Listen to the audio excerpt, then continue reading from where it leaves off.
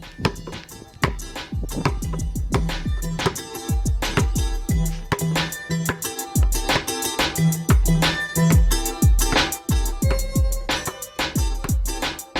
Hoop Heads Podcast is brought to you by Head Start Basketball.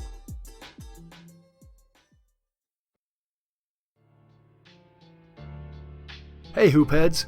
Wanted to take a minute to shout out our partners and friends at Dr. Dish Basketball. Their Dr. Dish shooting machines are undoubtedly the most advanced and user-friendly machines on the market, and they truly accelerate skill development faster than ever. Learn more at drdishbasketball.com and follow their incredible content at Dr. Dish B-Ball on Twitter, Instagram, Facebook, and YouTube. Mention the Hoopheads Podcast and save an extra $300 on the Dr. Dish Rebel, All-Star, and CT models.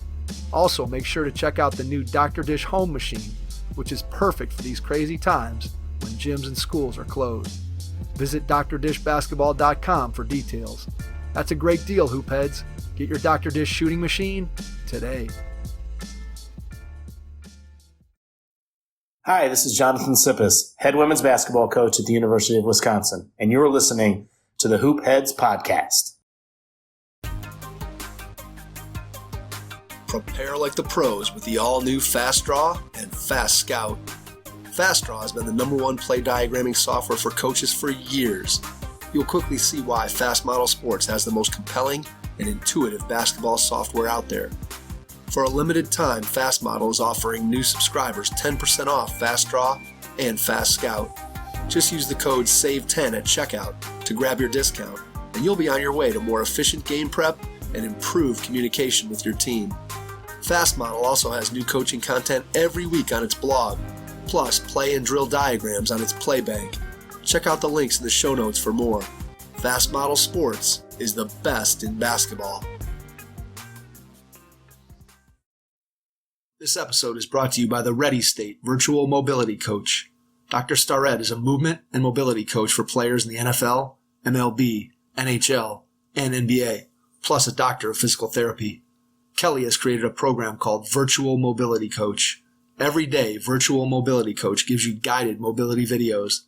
It walks you step by step through Kelly's proven techniques to relieve pain, improve range of motion, and improve performance. Try it completely free for 2 weeks, and if you decide to continue, you can get 10% off for life using promo code HoopHeads10. Visit thereadystate.com/hoopheads and use code HoopHeads10 at checkout. Again, that's thereadystate.com/hoopheads and use code HoopHeads10 when you sign up to get 10% off for the life of your membership after your 14-day free trial ends. Getting to know your players is huge. That's a big deal. You have to know them. They have to know that you care about them as a person and not just as a player.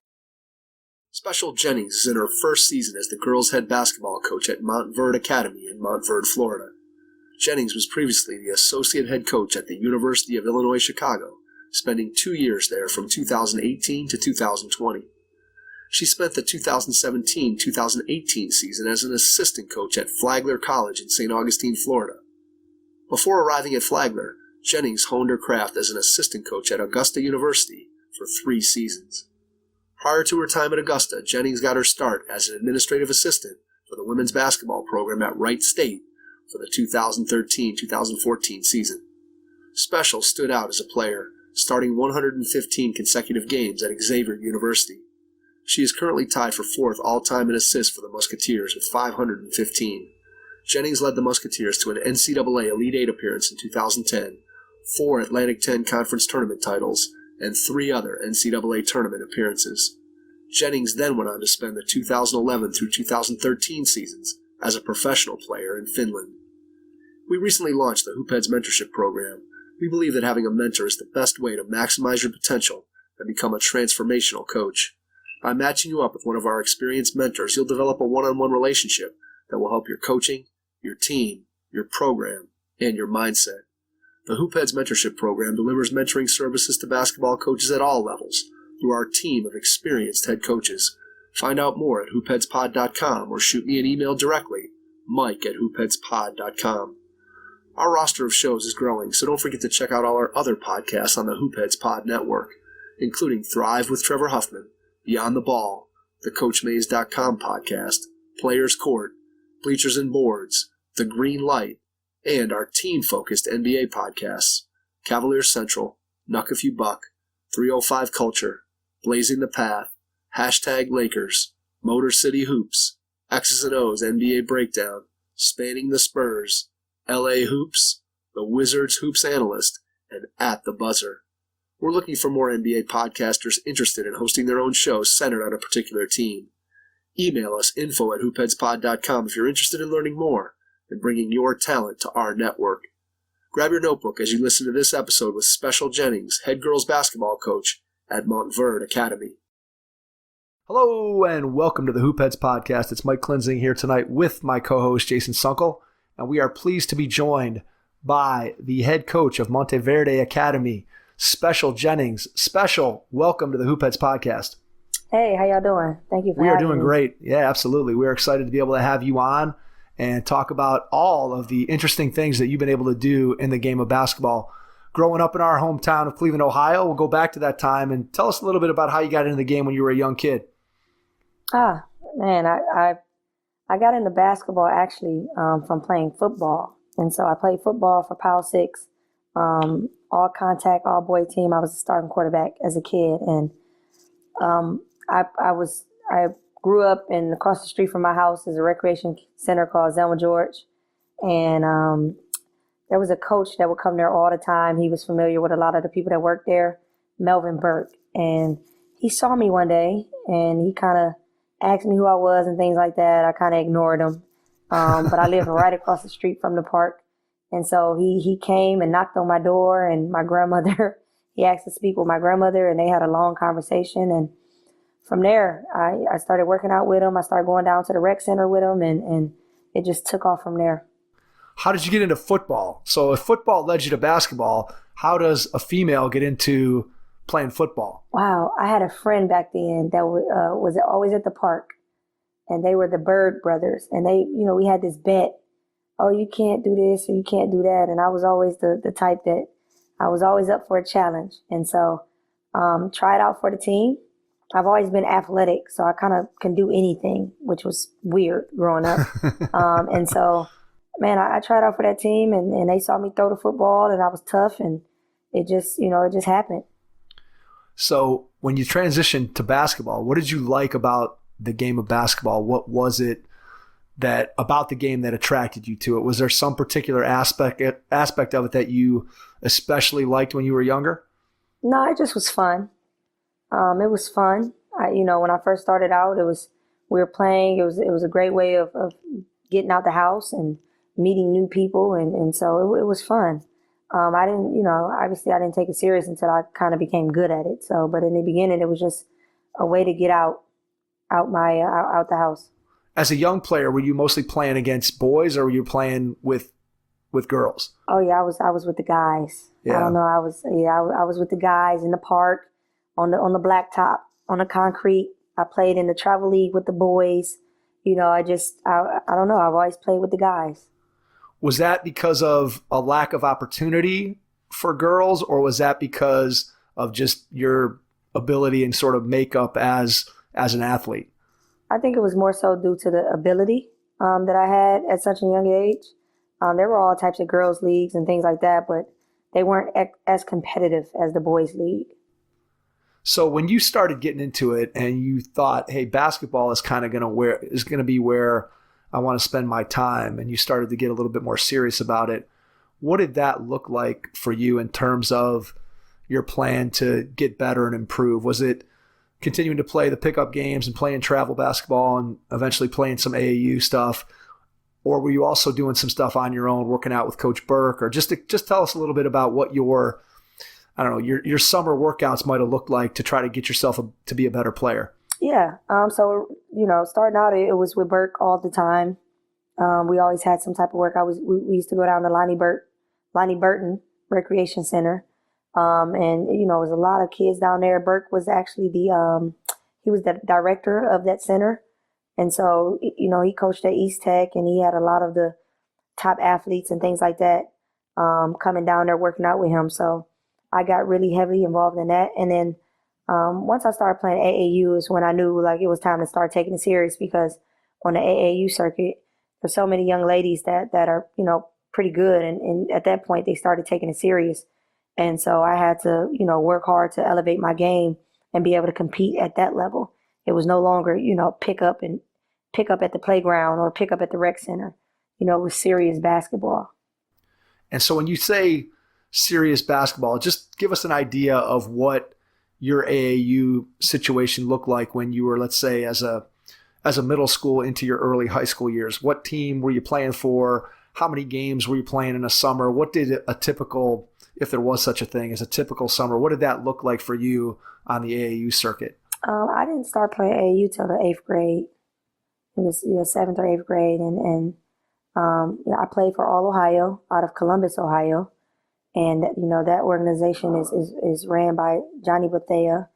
And so, I would get in the van, car with Burke and with Stovall, and we ride up to Columbus. And, we practice in Columbus, and then we play. And All Ohio was still is an elite program, sponsored by Nike. So we played in all of the top events. And so we'd be gone, the whole month of July. Your July is gone. You have your fun in June because July is all AAU. And we were, different city, different state every weekend.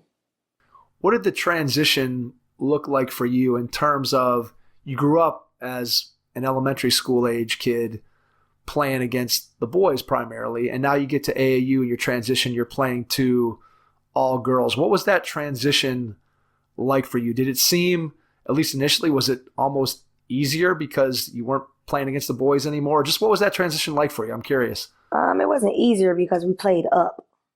So we played against older young ladies. So the competition has always been tough. And, as I stated, All Ohio is an elite program. And so the tournaments you're playing in has the other elite teams. So, it wasn't like now AAU nowadays, I feel like it's so watered down. For sure. Because there are so many teams. There's thousands of teams. When I play AAU, you play for, in this state, this was the team. In that state, that was the team. And it was like state rivalries and things like that. Now there's so many interstate rivals that it has watered down the game, because you may have one really, really good player on a team, on every team, and it makes for a bad game. But when I played, there were about 9 really, really good ones, and you're playing against 9 really, really good players. So it was different. So talk to me a little bit about that difference in the way that sort of the AAU system is set up today. And obviously there's still, those elite teams are still in existence, but yet, as you said, it's kind of, AAU has sort of opened itself up to everybody playing. Whereas when you played, and I'm an old man, so back when I played, there was basically only the very best players were playing on those AAU teams. And now, again, everybody's into it. So when you look at that from a coach, and you can take this from a coaching position where you are now at the high school level, or think about it when you were at the college level, how do you think that youth basketball system that we have in place today, how has that impacted the game positively, negatively? Just kind of maybe give us your feelings about where basketball is from a youth standpoint. I think for me, and one of the reasons I stepped into this position that I'm in now, I think that the game is not being taught at a level in which, and I'm speaking strictly from fundamentals. Everybody tries to do what they see on TV with the LeBrons and the Kyries and all those things, and the street, doing all the things that they do. Little do they know is that they played at, different levels. Steph Curry, you didn't know about him until he had his breakout year at Davidson. You didn't know about, Dame Lillard, or you're not going to even use females. Diana Taurasi and all those players. Like you didn't know about them until they got good, got better, utilized the fundamentals and things like that to get them to that level. And now, you see kids doing the Euro step everything. You have a regular traditional layup that you can make, and you turn it into something crazy. And so I think that, at this level and right now, the game from a fundamental standpoint isn't being taught. It's not being taught. Like, kids don't know how to reverse pivot, yet they want to do step backs. And so, like, it's been tough. It's been fun to watch. Do you think that's because the system today encourages kids just to play games because of the business side of it, where there's a lot of money in tournaments, there's a lot of money in running teams, and as a result, there's not as much money in running practices for those teams? So do you think do you think that's part of it, is just the fact that our kids are playing, in some cases 50, 60, 70 games in the summertime when you go and you're playing every weekend these tournaments? Yeah, and see, like when I play AAU, we practiced. Like there was practice. We practiced. And so now, like you said, these kids are playing so many games without the practice. So they're getting seen without being good. When I was on a collegiate level, it's almost like if I've already seen a kid and when I saw them, they weren't good, naturally someone's going to say, hey, this kid, I'm already say, hey, listen, I've seen that kid play already, they're not that good, as opposed to getting good and then getting seen, Right. So it's super backwards. So if you could wave a magic wand and fix one or two aspects of the current system that we have, and again, you can look at this from whichever coaching perspective or maybe even from a playing perspective, how could we make it better? What's one or two things in your mind that you think would make the youth basketball system that we have today, what can make it better? Stop hiring Uncle JoJo and Cousin Pete and Cousin Roberto to run a team who has no basketball knowledge of any sort. Obviously, kids are playing for, their parents, and it's just, people without any type of knowledge of the game, and I'm not talking about knowledge of, I know what a travel is. I know what a carry is. I know what there's more to it than just that. And when you're just out there, because a lot of these teams, you may have a parent that has a good kid. It's like, well, I'm going to build a team around my kid, as opposed to like allowing your kid to go develop and go get good and go play with other people that's competitive, that's going to push them. That's just a big problem. That's a big problem. There's a lot of coaches with no credentials on that level. I'll leave it at that. Yeah. Do you think that we could, and I know this is something that USA Basketball is really pushing for with their coach certification, but I think it's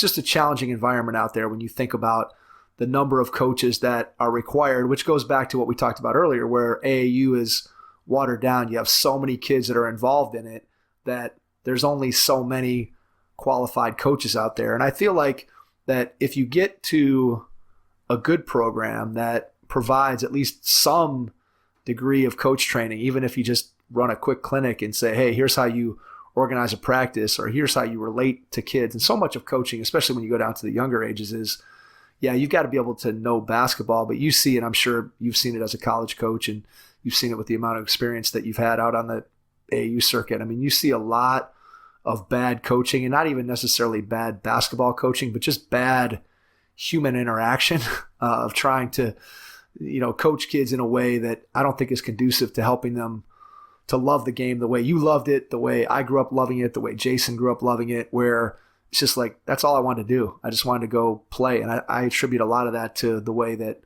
my family handled my situation and the way that my coaches encouraged me to play. And it sounds like, you had Coach Burke who kind of watched over you and encouraged you to play and saw and nurtured your talent. And I just think that coach training is such an important part of it. And when you have, as you said, a parent coach or an uncle's coming in and coaching, or you have a parent who isn't qualified, but their son or daughter is a really good player. And so then they say, well, I'm going to coach the team because my kid's the best kid on the team. And then everybody else kind of misses out on quality coaching. I think that it's a challenge, but I think coaching certification could be a way that we can handle that. And I don't know if you do it, again, with USA Basketball, or you do it on a smaller scale with these individual AAU programs. I don't know what your thoughts are on that. Absolutely. I mean, I think it's a smart way to kind of weed certain scenarios out. Last year I was at an event where you see, I think these coaches are doing less coaching and more screaming at officials, Yep. Than paying attention to their kids and things like that. Or, a call may have happened here, but, just not really paying attention to the game.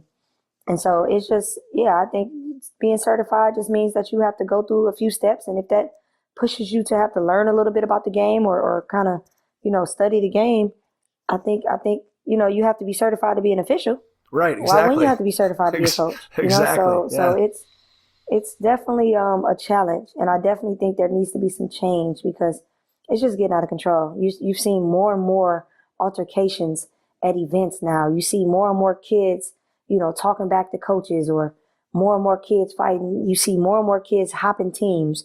You see more and more kids in the transfer portal. Like, it's just, all of it is a direct correlation to kind of how you go through the game. Do you know where to hit the backboard for the highest percentage shots? Do you know when using the backboard is better than taking a direct shot? Be certain that you are taking the highest percentage shots by training with the Shoticle. The Shoticle mounts on your backboard to give you the location of the highest percentage shots. Train with the Shoticle, and you will score more. Basketball is a data-driven game, so don't ignore the data and the facts. We worry about the data so you can focus on shooting. Visit Shoticle.com now and start scoring more.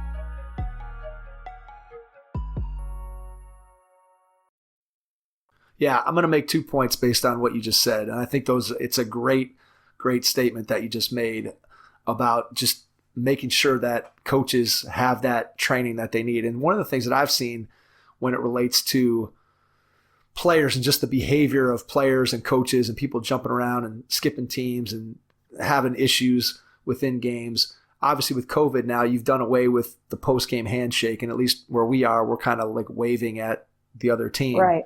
And in a way, as a coach, part of me feels this sense of relief that I don't have to worry about what's going to happen as my players go through the layup, go through the handshake line, that somebody, I can count a number of times that my team's gone through the line, win or lose, and after they get through the line, they come back to me and they say, hey, coach, player X said this to me when we walked by, or player X pulled their hand away, and those are things that, look, they're kids. Sometimes those things happen, but a lot of that comes from the leadership at the top where, as you said, they're screaming at officials, or they're doing this, or they're doing that. And I think that's something that we should be able to fix without question, just by, again, giving coaches more training. And if we were to do that, I think we'd end up with a better product out on the court for sure.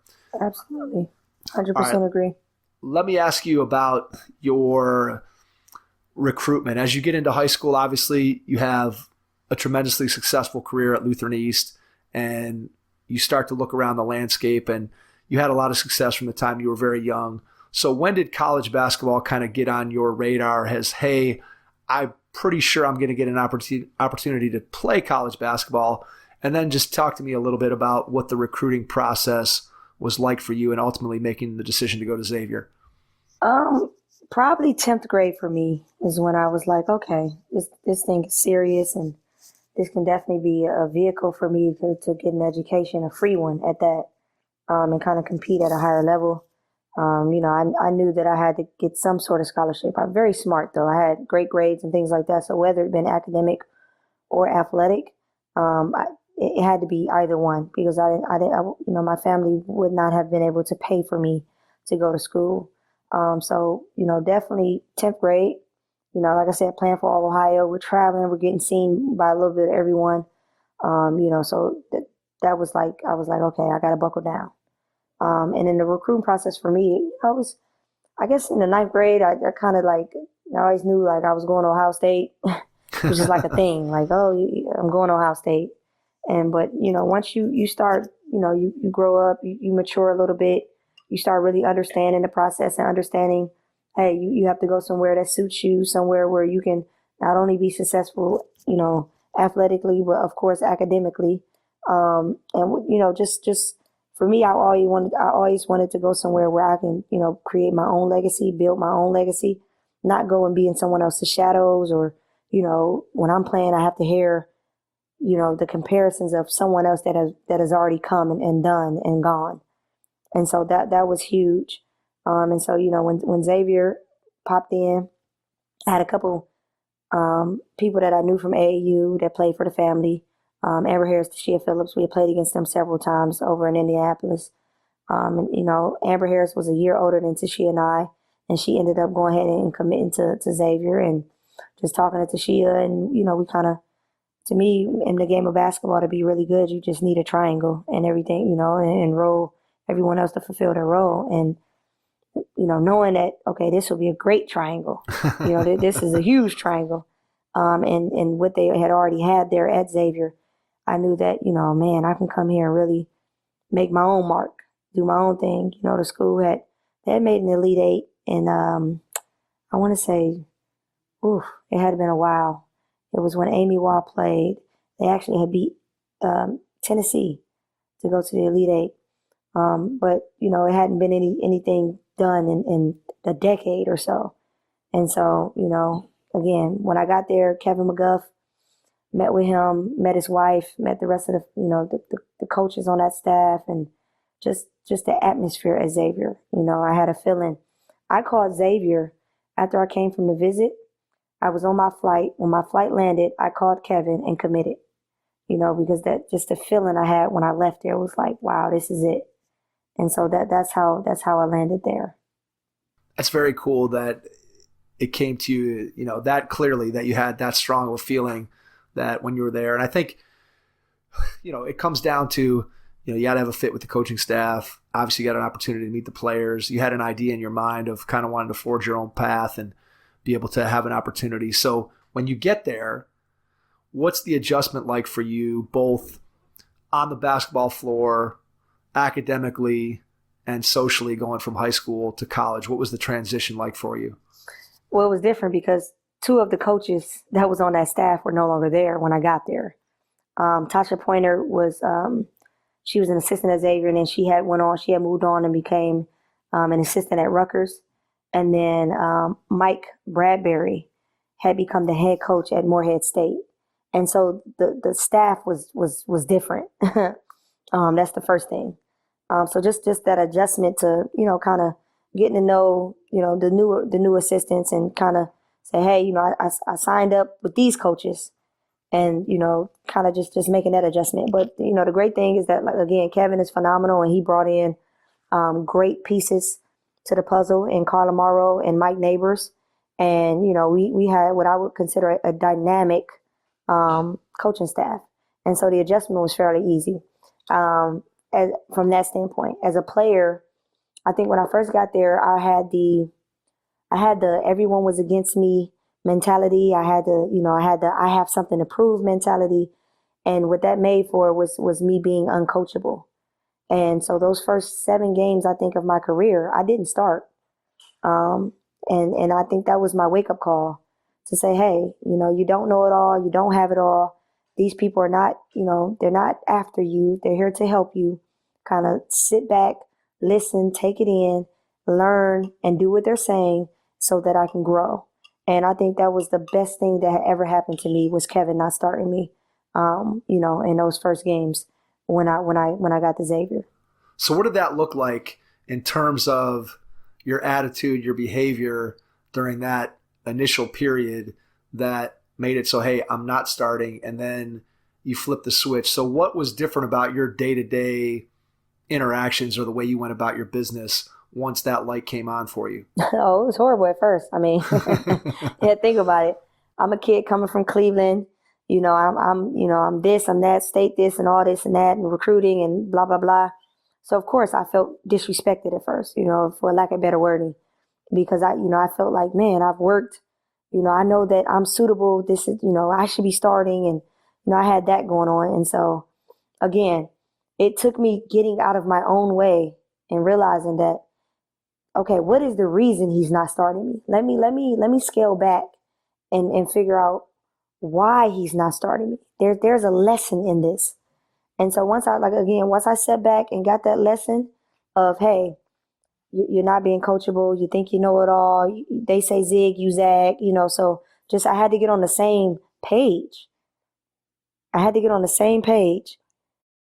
So that's a pretty mature response for someone who's 18 years old to kind of be able to self-analyze that. So was that something that you came to on your own? Was that something that you talked with a teammate, with Coach Burke, with somebody else in your life that you trusted? The coaches on the staff, yeah. Okay. So that's why Carla Morrow and I are so close, and her and Amber Stocks as well.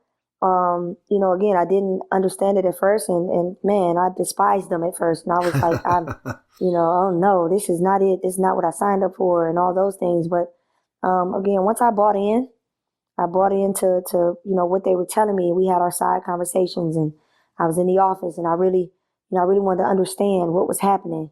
And Carla and Amber did a phenomenal job of putting the facts in front of me. And I mean, obviously, as an 18-year-old, it's a hard pill to swallow to say, hey, you're not cutting it.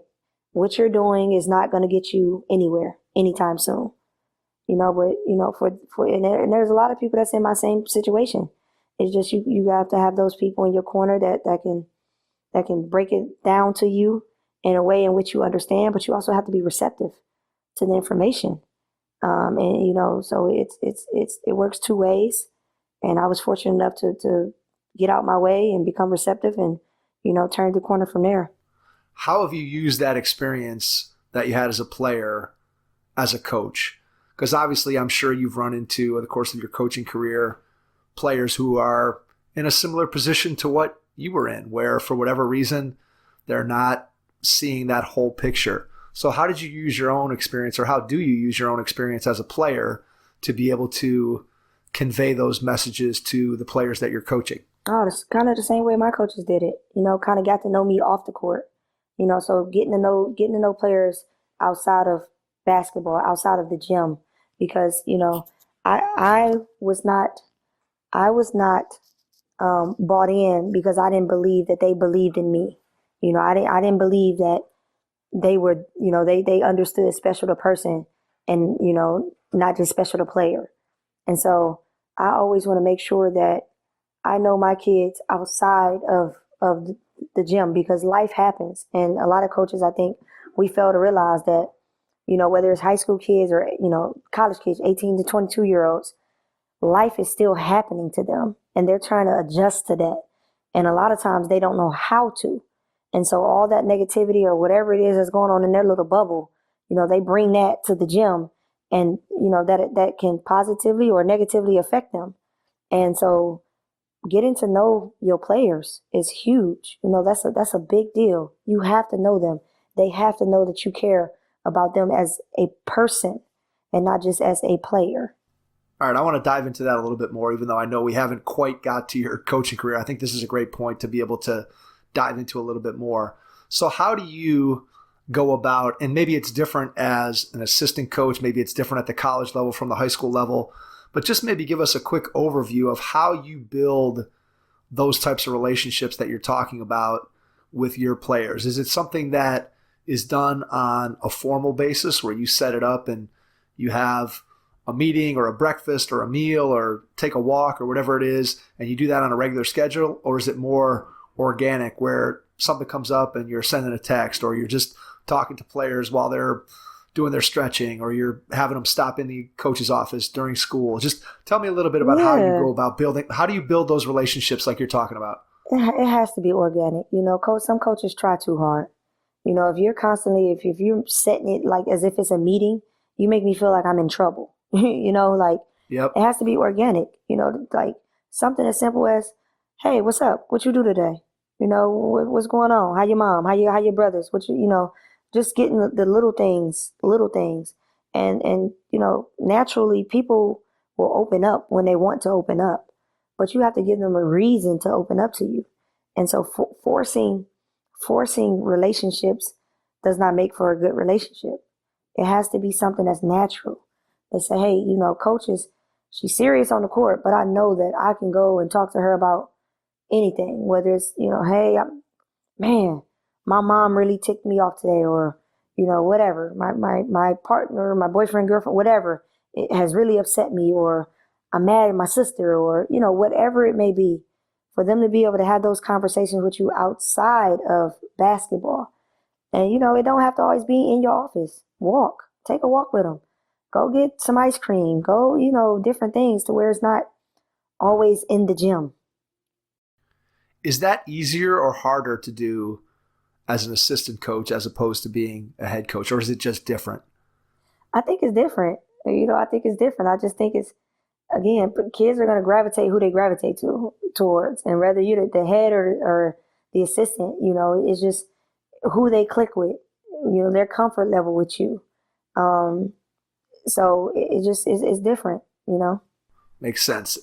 All right, let's jump back and wrap up your playing career. Give me one or two of your favorite memories from your time playing college basketball, and then I want to talk a little bit about your time playing professionally in Finland.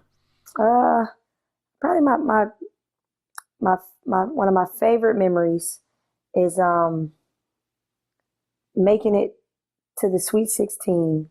And I say that, I don't even say our Elite Eight and all that stuff, because the Sweet 16 was the moment we got over the hump. And so for that, that for me was, the previous year we were supposed to make it, and we ended up losing to Gonzaga. And then that next year, lo and behold, who do we play? Gonzaga. And we ended up beating them. And it was just like, it was almost like kind of like a weight lifted off your shoulder, like, because they were very good. Courtney Vandersloot, one of the best point guards I've ever played against. And she's still, to me, in my eyes, one of the best. Still doing it, plays for Chicago Sky. She's phenomenal. She's smart. Her IQ is super high. Her attention to details, the way she played the game, she played the right way. She has like a Steve Nash kind of feel to her. Just phenomenal player. And so, again, when we played them and got over that hump, that was like one of the best moments for me in my career. Yeah, that's very cool. Those memories that you have that stick with you, and when you have something that as a team and as an individual that has kind of been on your radar of like, hey, we gotta get this done. We were supposed to get here the previous year. Now we do. We get over that hump. And those are things that, again, I'm sure will stick with you for the rest of your life. And so basketball is obviously, for anybody who's listened to you talk so far, basketball was a huge part of your life, continues to be. And so as you come towards the end of your college career, you start looking around and you say, hey, I want to continue to play. So tell us a little bit about how the opportunity comes for you to play professionally. Just give us an idea of what you had to do in order to make that happen, and then we'll get into what that experience was like. Oh man, that opportunity came from us being really good at Xavier. When you sit at number 3 in the country and you play with people that make you look good, that opportunity comes. But also, obviously the hard work I had to put in the work to put myself in position to play the minutes that I was capable, able to play and to be the teammate that I was and to do the things that I was able to do. Just the hard work and dedication, the blood, sweat, and tears that go into becoming someone that can compete at the professional level. That's just hard. But when I'm honest, man, again, I played with people that made me look great. Yeah, that's a great lesson for any player who might be out there listening. That so often, especially in today's culture, it's such a me culture. And to hear you say that, yeah, I accomplished a lot, but I only accomplished a lot because my teammates were there to make me look good. I mean, I think if all of us could adopt that mentality, not just in basketball, but you think about in life, how many people try to grab credit for doing this or doing that instead of looking around them at the people, whether it's their family, whether it's their coworkers, whether it's whoever that has supported them and helped them and gotten them to the position that they're in. I think that gratitude that you have is something that if we could transfer that to everybody in every walk of life, we'd all probably be a lot happier and a lot more well-adjusted society than we are at times. When you're trying to win and trying to be successful, you don't care who get the credit. At the end of the day, when the goal is common and you have a goal, and everybody's on the same page, it doesn't matter who get the credit. I'd rather win a championship than score 20 points. That's something. Go ahead. No. I just was saying I'd rather win a championship. I'm more satisfied with having 4 rings from Xavier than any accolade that I carry. Yeah, I think that's something that, unfortunately, the way that our society is set up, and it goes back to that youth basketball culture.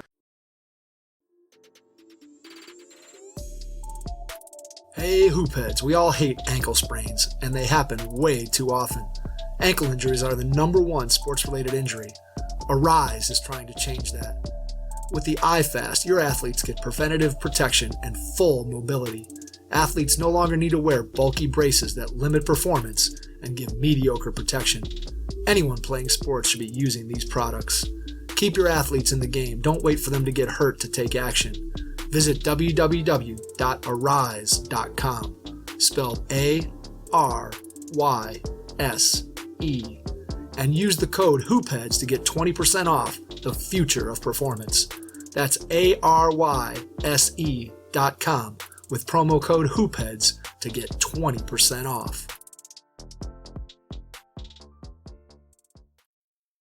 This was the point that I wanted to make back when we were talking about this that kind of slipped my mind as we were talking. But I think one of the things that I see with players and their families in a lot of cases is they're so focused on the next opportunity that's going to come along that they lose sight of the moment that they're in. In other words, when I'm an elementary school player, I'm thinking about, well, I got to get on this AAU team, or I can't wait till I can play for my school and be a starter. And then when I get done with middle school, I want to be on the varsity right away. And if I'm not on the varsity, then I'm going to transfer. And then when I'm on the varsity, I'm not really enjoying my time playing high school basketball because I'm worried about, am I going to get a scholarship and where am I going to go to school? And then even if I get to college, I'm like, well, I'm not scoring enough points, or I got to get an opportunity to play professionally. And by the time I turn around, my time as a player is over. And as a parent, this is something that I didn't understand until I had my own kids and kind of had them going through it. It just goes so fast. And if you're focused on what's going to happen next year, then you miss what's right in front of you. And I think that what you've been talking about, the theme of celebrating your teammates and recognizing the contributions that they've made and just enjoying being with them and trying to have success as a group, as a team, not as an individual, to me, that really is what is the beauty of basketball. And that's when you look at the players, the teams that are most successful, is they figure out a way to make it a team. And there still may be a star player. There still may be one player who is better than the others or stands out more than the others. But on the best teams, everybody finds a way to pull that rope in the same direction. I think that's what you're describing. Absolutely.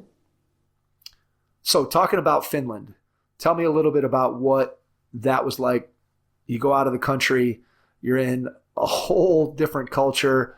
What was that like, not only playing, but also just living in a foreign country for, again, a kid who's 22, 23 years old at the time? Oh, it was cold. Finland was cold. But I enjoyed my time there. I actually had, one of my teammates actually played, not for the same team as me, but basically in the same area. I lived in Helsinki, and I don't remember where she lived, but we ended up playing against each other. And it was a bunch of people over there that we had, I had already played against when I was at Xavier. Rashonda McCants and Vanessa House, all of those young ladies were there as well. And so it was cool. I mean, we would, get together. I know one of my teammates, she came and visited and things like that. But obviously moving to a different country, it's a culture shock. I try to tell people there's a difference between visiting and living. You visiting for a week or two or whatever is totally different than living somewhere for 9 months, by yourself and in a different culture, seeing different things. It's fun, but that too wears out. The whole sightseeing and all that. There's only so much sight you can see. And so it's I don't know, it wears on you. It wears on you. But I mean, I wouldn't change the experience for anything.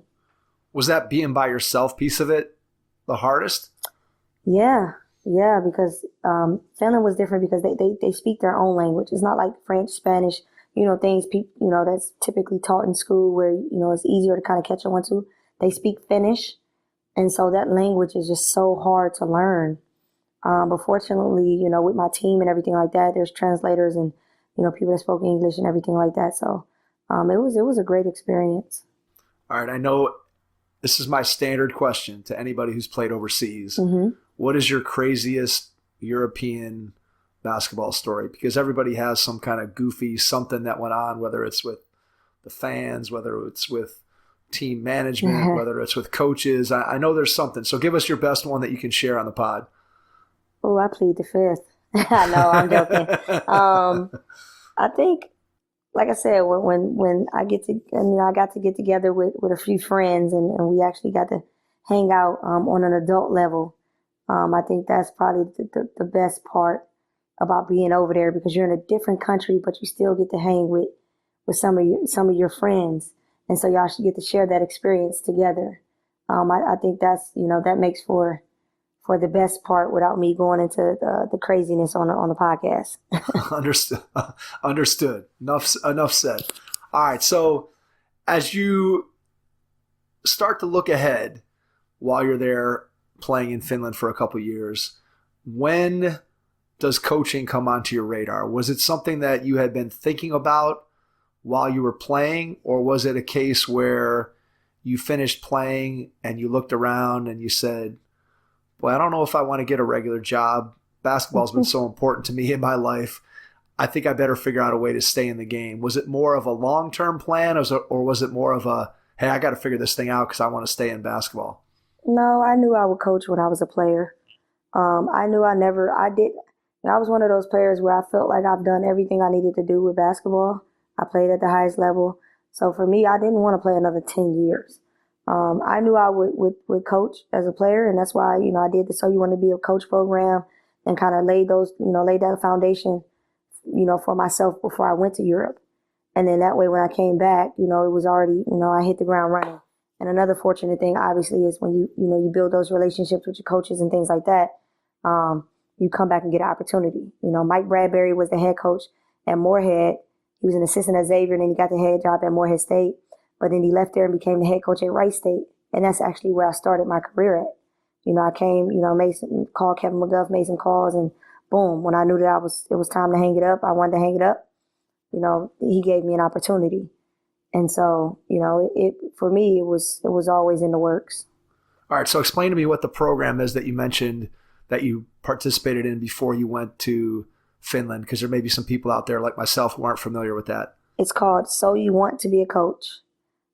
It's done by the WBCA each year, and you have to submit a essay, explaining why you want to do it and why they should pick you and things like that, because they only pick I think it's 24 candidates. I want to say it's 24. I'm not sure what that number is, and so I did that, and it was something I went through the school and through my coaches and everything like that, and kind of met phenomenal people in that program.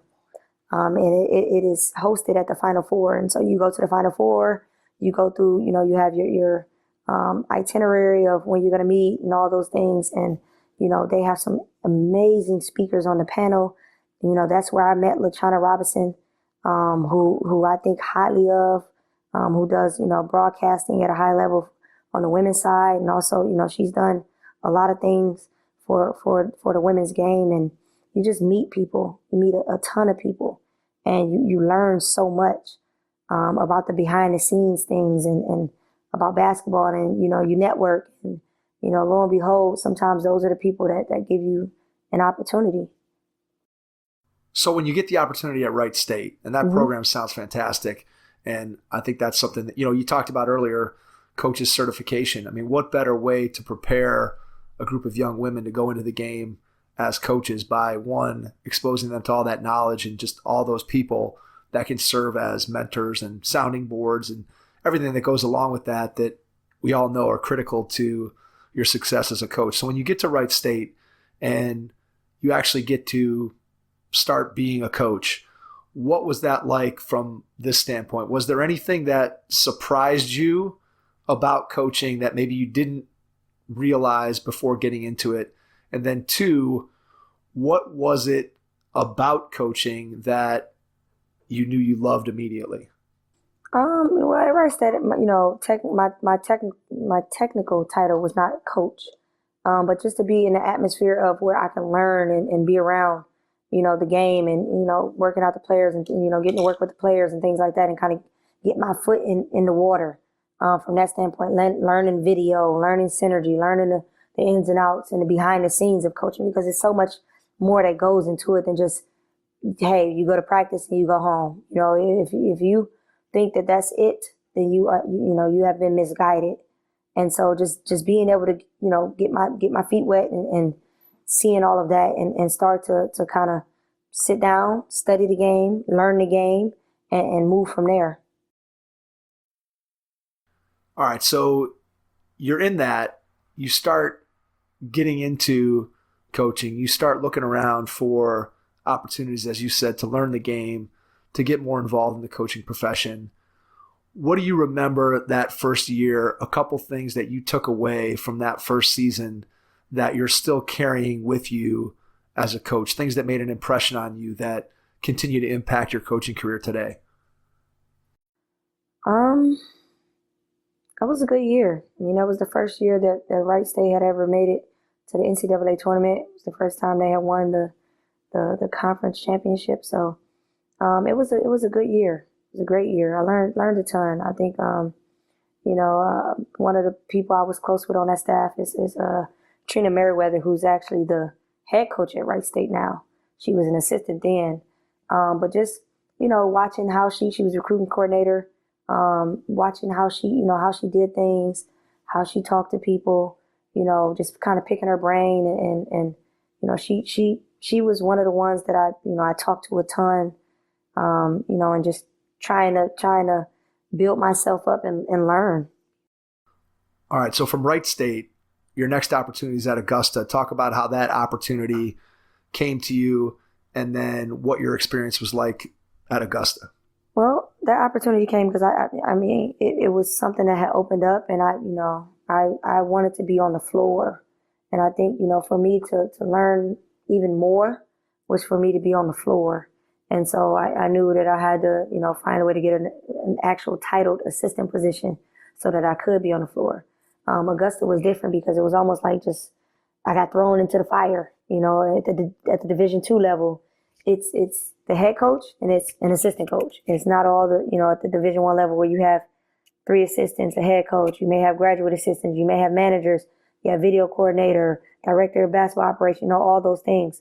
And at the D2 level, that assistant is all of those things. And so, just that made me learn even more. I had to learn offense, had to learn defense, learn scouting, learn, community outreach, community service, academic liaison. So you wear so many different hats, and it just kind of forced me to have to learn things.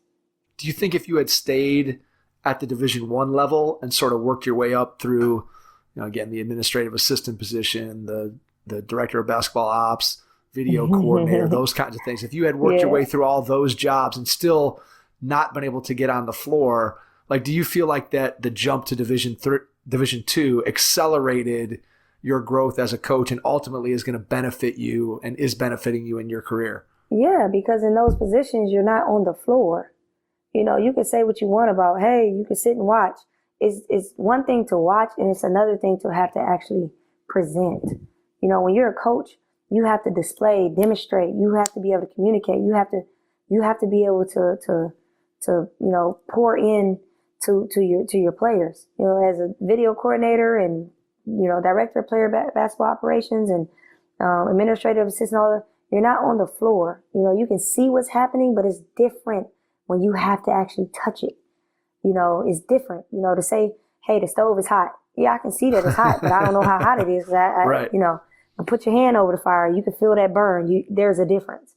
And so Division II, I think that was the best decision I've ever made, because like I said, I had to wear so many different hats.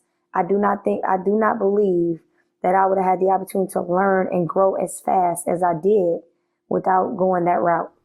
What's something that you weren't very good at in that position at first that you feel like over the course of your time there that you got better at and improved? Oh man, the administrative side. There is a ton of paperwork involved in coaching, from transcripts to, evaluating transcripts to, making sure the academics is on point to getting kids in. And there's so much administrative work that goes into coaching, and you have no idea until you're actually in it. And so I think that was the biggest adjustment for me, was the administrative side.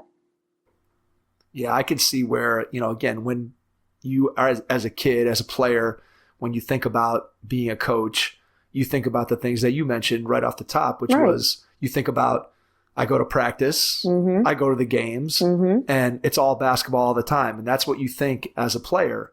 And then when you actually become a coach, you realize that only a small percentage of what you actually do It's on the court. is basketball stuff on the court, right? There's so many other things that are also still critically important to your success. I think sometimes, even when people who get into coaching, sometimes when you realize how much of that other stuff that you have to do, it's easy to think, well, maybe that stuff's not as important. In a lot of cases, it's just as important as what you do Mm-hmm. on the floor, because in order to build a successful program, you have to have all those systems in place in order for that to happen. And obviously, as a head coach, you have to manage all that. And then as an assistant, you have to help the head coach and fill in areas that they need filled in and help them to do things maybe in an area that they aren't as strong in, and you can provide a strength and vice versa. And it's just, you want to have that kind of staff where everybody works together. And as you said, I think one of the things, it's been a theme special that's run through our podcast, is there's been a number of coaches that have come on that have said the exact same thing that you shared, which is going and working at a lower level than the Division I level really forces you to get out of your comfort zone and wear so many different hats, as opposed to kind of being just focused on, okay, I'm only the operations person, or Right. I'm only the video coordinator, or I'm only working and seeing this one aspect of the program. And I can only imagine, just as you said, the value that you got out of that experience. So your next experience is at Flagler. Talk to me about, again, how that experience, how that came to you, and then what your year was like while you were there. Well, that came to me because Nate Teamer, I love that guy to death. We worked together 3 years at Augusta. His wife is high up in her job at P&G, and she ended up getting, they ended up getting relocated. And, obviously there's a decision there. Do I stay here or do I go with my wife? And if you're smart, you go with your wife. Right. Yeah, for sure. And so that's the decision that he made. And so I had been knowing Erica Lang Montgomery through the conference. And she was just, heartfelt woman, kind of every game we kind of, had conversation, and she was just phenomenal. And I think what really solidified the deal for me was, an unfortunate situation had occurred. My grandmother had passed, and I was still at Augusta. And Erica Lang Montgomery sent me a card. Mind you, we talk at games. We never really talked on the phone and things like that. But for me, for somebody to take time out of their day to reach out to you, and we don't have a relationship to where we're talking on a daily basis and things like that, and to send, her support and condolences and things like that, man, when the opportunity came for us to work together, for me, it was a no-brainer. We shared like-minded goals, and, myself wanted to go somewhere, and, she was at a point, at her head coaching career where, she was making a turn, with her program, and just to help her go and be able to help her do that, in that just that 1 year, man, I wouldn't change that either. Yeah, I think when you can find somebody who you can learn from and that you have a good relationship with, it's so valuable. And we've talked to coaches actually that have had both experiences, where sometimes you get and you're working with somebody who it turns out that you really click and you work really well together. And then we've had coaches on here who have kind of almost gone the opposite, where they've worked for somebody and they've learned a lot of things that, hey, you got to learn from what you don't want to do as well sometimes in certain cases. And so it's just interesting to hear as people go through their story and go through sort of the chronology of their careers and what they learn and what they pick up at each stop. And then your last stop before Montverde is at the University of Illinois, Chicago. And so now you're back at the Division I level. What's that like? Just tell me about what your experiences are like as a University of Illinois Chicago Flame. Every experience I had has been different and unique, because every person I've worked with has been different and unique in their own way. I had been knowing Tasha Pointer for a very long time. Like I said, she was an assistant at Xavier and part of that recruiting process of recruiting me to come there. And so she had been around in the business, heavily respected, like a mentor to me. We would have conversations, periodically and things like that as I was, coming up in the business. And, she's someone that, I was looking up to, and someone that, I respect and still respect to this day. And so she she got the head coaching job at UIC, and you know, she gave me the opportunity to join her and come work with her. Any difference in the different levels that you've coached at in terms of, obviously there's a difference in the job descriptions and depending on what your title is and what you're doing from that standpoint, but just in terms of when you're coaching different levels of players, is your approach as a coach any different, whether you're coaching Division I or you're coaching Division II or you're coaching at the high school level? Does your approach as a coach change other than maybe having to adjust just to the age of the players when you're talking about high school versus college? No, I think that, you know, obviously each level is a little different. And when I say different, you may have a more of an elite player who skill-wise, but you still have all the same problems, you know. For sure. The problems are the same at every level. You run into, like I said, you know, whether it's academic or whether it's administration or whether it's, you know, what have you, you run into the same problems at every level. So, you know, I didn't approach it as, oh, this isn't Division II, this is Division I. And, you know, the only difference is you're recruiting a different type of kid. Hey coaches, parents, and group leaders, I want to introduce you to our newest sponsor, SnapRaise. SnapRaise is the nation's largest digital donation platform built to help teams, youth groups, and clubs raise money quickly and efficiently without selling products. SnapRaise builds your group a customizable campaign website, and students use their mobile devices to connect and engage with their biggest fans. My son's high school team used SnapRaise this season, and our team raised all the money they needed to fund their season, and then some. Getting SnapRaise started is quick and free. Just visit snapraise.com and you'll get connected to a local SnapRaise expert in no time. When you have and you figure out your approach as a coach and you figure out what you want to do and what's important to you and how you go about doing it, then I think there's some universal truths to coaching that if you have your beliefs and you have a system and you have the way that you want to interact with kids and you want to build the relationships like we talked about earlier, then those lessons are going to apply across whatever level you're coaching. And again, whatever age of kid, if you just make some slight adjustments to dealing with whatever's going on in their life outside of the game, then you can have that impact that you want to have. So you obviously spend the beginning part of your career as a college coach, and now you're coaching at the high school level at Montverde. You go from being an assistant coach to a head coach. So there's two transitions there in this new position that you're in. So I don't know which one you want to tackle first, going from an assistant coach to a head coach or going from the college to the high school level, or maybe weave them both into one answer.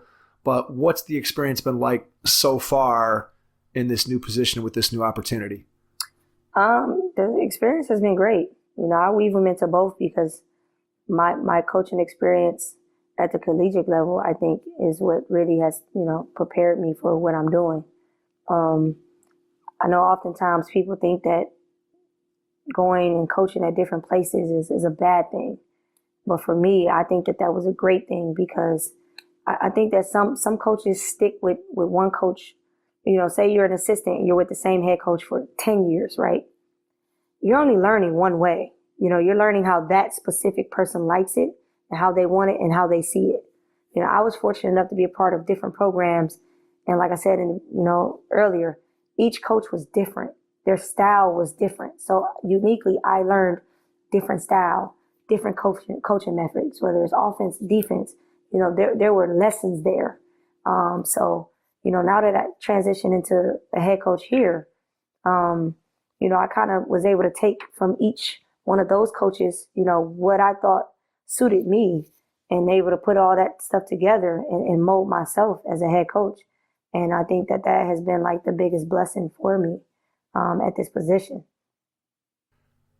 When you think about being a head coach and going into Montverde, what would you say was your number one priority when you got there as a head coach based on what you had learned at your other stops? What was the thing that you said, if we're going to have the type of success that I want to have as the head coach, that I have to establish this or I need to do this? What was the number one thing that was on your agenda when you got the job? Well, my number one thing on the agenda when I got to Montverde was to get to know the players. That's number one. Obviously, you have to gain the trust and respect of the people you're going to coach. You know, if I come in the door, guns blazing, hey, this is my way or the highway, that type of attitude, you know, it's already hard when people have to transition into playing for someone else, you know, let alone a different style, you know, a different personality, a different, you know, difference is sometimes it's hard to adjust to different.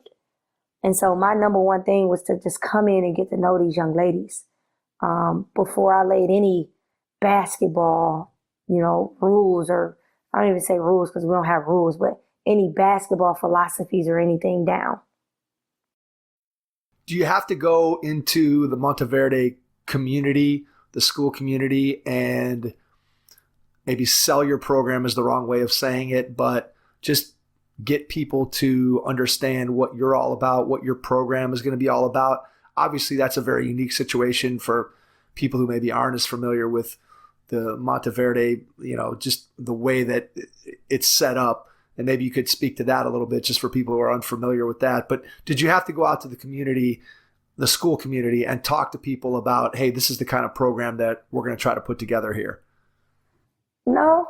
I think what I did was, I kind of sold myself to the president who bought me. There you go. That's the most important, right? That's the most important part. I sold myself to him, and the AD and, you know, everybody that was involved in the hiring process. But I think, honestly, I don't think you have to sell a good product. I think that when you have a good product, you know, and you distribute it the right way, people want to buy it. And so my whole thing was just coming in and kind of getting our product together. I can't sell something that, you know, if I don't know if it's good or not. You know, a lot of times people try to sell stuff that's not good, you know, and it's the same thing as, you know, when I talked about being a player, you got to get good before you get seen. And so I never wanted to put too much pressure on the young ladies that was here, or even pressure on myself by saying, hey, this is what I'm doing. This is Now, granted, yes, I have goals. Obviously, as a head coach, I have goals. But I didn't apply that pressure on these young ladies as, hey, this is what we need to do. You know, this is it. This is the end all be all. It's not that. And so for me, the important part is getting my product good. And I, you know, good salesmen, they are, you know, when the product's good, you making money off the product. You really ain't selling nothing because people want to buy it because it's good. For sure. So yeah, you know, less of me trying to sell anything and more of me trying to make sure the product is great. So as you're putting that together and you start thinking about what it's going to look like and what you want it to be, what was the thing, I guess this is a two-part question. What was the thing that as a head coach you felt the most confident in your ability to do? And then on the other hand, what was the thing that you were maybe the most nervous about stepping into a head coaching role for the first time? I will honestly tell you, like, I'll answer the second question first. Okay. I was not nervous. And I say that like wholeheartedly because the resources that Montverde provide, you know, I couldn't ask for a better administration here. Like the resources that the school provide, and the support from everybody at the school, like, you know, I couldn't ask for a better situation. You know, it makes my job easier when I have people that back everything that I'm trying to do, and I have people that's, you know, that's willing to provide the resources for me to navigate and reach all the goals that we have set forth. So, you know, that's, you know, I had no trouble there. Yeah. And I answered the second question first. So the first question was, what was something that you had complete confidence in that you knew that you were going to be able to do right out of the gate? Oh, my coaching ability. You know, I take full, just pride in just, you know, being a student of the game and, you know, knowing that, you know, I'm smart enough to know that I don't know enough, but I do know that I've learned a lot. And so, you know, I take pride in, you know, my coaching ability and, you know, player development. You know, those things are, you know, if I had one thing I had to bring to the table, and I'm like, hey, I'm gonna knock it out the park with this, is that. So yeah, man, I had no doubt in my mind because I do my homework. I watch a lot of basketball. I study the game. I listen to podcasts. I listen to different panels. I'm watching different Zoom meetings and clinics and just everything, you need to kind of just continue to grow and learn. Who's the one person that if you have a question, if you want to bounce something off somebody, who's that first call going to? Ooh, I have a couple people, but definitely Carla Morrow would be my first call. And when you call up and you have a conversation with her, and what does that look like? What's the conversation back and forth? If you say, hey, I'm having this particular situation, how does she go about helping you to work through that and talk it through? Oh, she's solution based. She's very solution based, and I go to her because it's gonna just be full-fledged honesty. And like I said, there's a couple people I talk to, but when I first got here, she was, that was who I talked to. That's who I called because she's done it at different levels. She's coached at, she was my coach at Xavier. She was an assistant coach in the WNBA, and now she's the assistant coach at Ohio State. And so, she has different, she's been at different levels, and she's seen, again, being able to see different things and having different experiences. So she's who I call, and she give it to me real raw and uncut.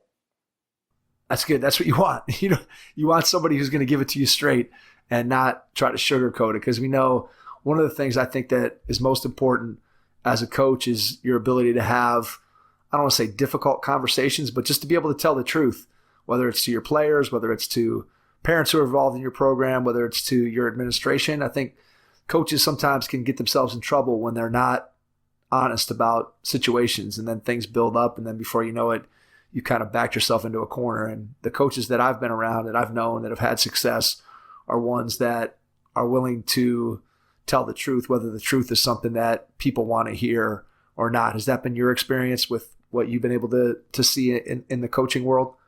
Yeah. I mean, the only way you're going to get better is if somebody call you out on your stuff.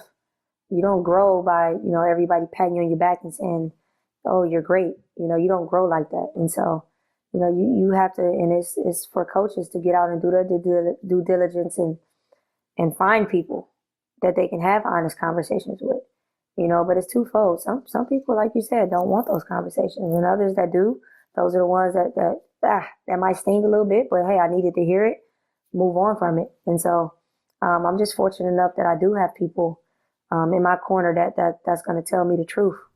That makes sense. All right. So I want to flip the question around on you and ask, I know one of the things that from talking to Everest, who got us connected, he said one of the things that you're passionate about is being able to help other young women and lift them up and reach back behind you to help pull up other people behind you and get them involved in the game of basketball and just to be able to lift up young women in general. So do you have people who you are the mentor to them, and just why are you so passionate about being able to help the next generation of players, coaches, young women to help them to achieve some of the things that you've been able to do in your life? Yeah, I'd like to say that I've been doing a decent job because of the relationships I have with my former players. I'm still connected with a lot of them, and I take pride in forming those relationships and fostering them and keeping them, long lasting. And so that, as a coach, that's like the best, that's the reward for me, to see them go on and become successful in doing whatever it is they may want to do, whether it's, going to be a lawyer or going to be, in project management or, just different things, just having that relationship to where, my former players are still calling me. Like that's great. And just like myself, how I still talk to my former coaches. Right. So it's like a trickle down effect. Where I come from and the things that I went through and all those things, basketball was my vehicle and my way out. And of course, like-minded, I want to help the next young lady. There's plenty of people that go through the same thing that I go through. There's plenty of people that just want that opportunity. And all it takes is somebody believing in them and awarding them that opportunity. I just think that's why I do it. I always say that there's nothing more rewarding than getting that phone call from somebody that played for you 5 years ago, 10 years ago, and you pick up the phone and they're like, "Hey, coach," and you just know that you've had an impact. And a lot of times as a coach, we don't always know it in the moment, because a lot of times players are so caught up in what they're doing day to day that they don't always appreciate what their coach has done for them over the course of their career. And then 2 years later, 5 years later, 10 years later, 20 years later, when they look back on those experiences and the lessons that they learned and just the memories that they have, and when somebody reaches out to share that with you, to me, there's nothing better than that particular moment as a coach. And I think just from hearing you talk, I'm sure that there's a lot of young women that have had the opportunity to play for you that would certainly say that same thing. I want to wrap up here, Special, with one final question. Again, it's a two-parter. It's kind of one that we've been ending the podcast with recently. And the first part is, when you look ahead, what do you see as your biggest challenge? And then what is the biggest joy that you have in being a basketball coach? So your biggest challenge and your biggest joy. I think my biggest challenge for me is to kind of build and have multiple teams on the girls' side at Montverde and kind of build it into like an academy, kind of something similar to like what the boys have, just to get more girls involved and have more teams, and developing more young ladies. Obviously, that's going to be a challenge because, with more people comes, hire more staff, you got to have more resources, those type of things. So I think that, that'll be a challenge, but it's one I'm willing to tackle because it's something that I want. It's something that I want to happen. And you asked, what is my biggest joy? Yes. My biggest joy right now is just coaching these young ladies that I have. They come in and day out and they work hard for me. I couldn't ask for a better group, especially in my first coaching job, head coaching job. I couldn't ask for a better group of young ladies, to kind of get my career started with me than this group that I have right now. Yeah, I think just that day-to-day relationship with players is something that coaches always mention. And they usually say it everybody takes kind of a different approach or shares that in a different way. But ultimately, I think that relationship with players is really what drives coaches. And the basketball piece of it clearly is very, very important. But it ultimately, as we've talked about numerous times throughout the podcast, and I think we started out here, it's those relationships that are really what makes your coaching career so valuable and so rewarding. And so many coaches have shared that with us. And I just think it's so, so critically important. And when you think about young coaches out there, so often they get into it just because of the basketball piece of it. And then as they're in it longer, they start to realize that, yeah, basketball is certainly a part of it, but it's those relationships that really drive your ultimate satisfaction as a coach. Special, I want to just say, before we wrap up here, I want to say thank you to you for taking the time out of your schedule to join us. Before we wrap up, I want to give you a chance to share where people can reach out to you, how they can connect with you, how they can connect with your program, share your social media, whatever way you feel is best for people to connect with you and find out more about you and your program. And then I'll jump back in and wrap up the episode. Absolutely, Mike. Special Jennings, you can follow our program, Montverde Academy, girls basketball, on Twitter and on Instagram at MVAGBB. My personal accounts on Twitter, you can follow me at Special Jennings, kind of just to update, kind of stay in tuned in what we have going on. I thank y'all so much for having me. It's been phenomenal. You asked a ton of great questions, and I hope that, my knowledge and my journey can shed light on some things in this industry and help the next. Absolutely. It was a lot of fun. We had an absolute blast getting a chance to talk to you. And I think learning about your background and growing up in Cleveland and just all the things that you've been able to do in the game and all the things that you're going to be able to do in the game as you continue to build and grow in your career. We're honored that you took the time out of your schedule to join us. So thank you very much. And to everyone who's out there listening, we appreciate it, and we will catch you on our next episode. Thanks. If you have an existing podcast or are looking to launch your own pod but aren't sure where to start, the team at My Podcast Manager can help. Our podcast team works behind the scenes so you can do what you do best. We'll help you launch your podcast, make it sound great, and free up your time for the more enjoyable parts of podcasting. If you're ready to put your podcast editing, production, and promotion on autopilot with a trusted team of podcasting professionals, visit mypodcastmanager.com to get started. Thanks for listening to the Hoop Heads podcast, presented by Head Start Basketball.